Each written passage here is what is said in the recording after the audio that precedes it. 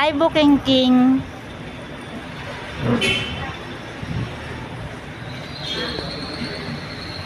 Ganda yung service mo para ilagay kita sa recommended employee. Wala akong babae.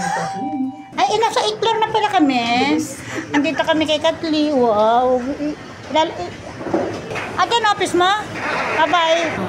If ever po na gusto niyo mag-avail po ng massage, may binibigay po sila na 10 minutes na free. Pwede rin po yun i-additional. Okay. Pag gusto niyo naman po magpa-room service, pwede po kayo tumawag sa 349 tsaka 355. Hanggang 7 lang po siya. Pwede tayo massage 10 minutes lang sa head and back. Libre. Yung gym ha? Yung gym. Yun lang pala, gym. Yung nyo. Ano Yung mga dispenser. Ayun ha. Asaan yung... to, yung gym. Ito na yung gym. Asaan yung... yung pala. Nahanap po sa lamin pala yun. Walang walking. Cycling lang pala, Elsa. Yun, pwede din yun na walking din yun, di ba? Oh. Tapos yung view mo doon, okay naman. May, sabi ko kasi lagyan ng window. Ito yung mainit to. Hindi ka ano dyan. Ito hindi to rep ha, chiller lang to. Gagawin. Sige. Chiller lang hindi yan rep. Kasi ito, yung towel niya nandito.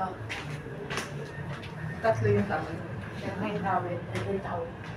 Okay. Pag gusto niya ng yung di madal, ito anti-sleep. Okay.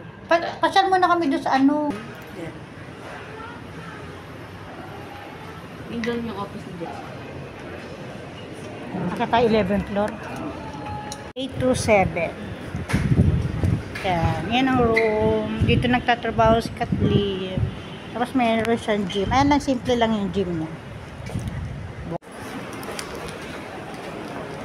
Akit kami na 11th floor. Pwede siya. 11th floor kayo, te? Nakikisabay. Ayun. Dito na ba? Dito na tayo.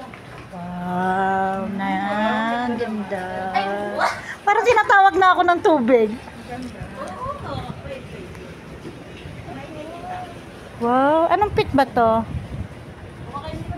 Anong pit to, kuya? 4 pit? Kaya! Ito sa maganda, oh. Same lang po dito. Same lang siya? Oh, ganda, nice. Oo nga. Ang ganda, oh. Wow. Solid. Maraming Dito may bayad to pag nag-climb ka dito. Oh. Ganda.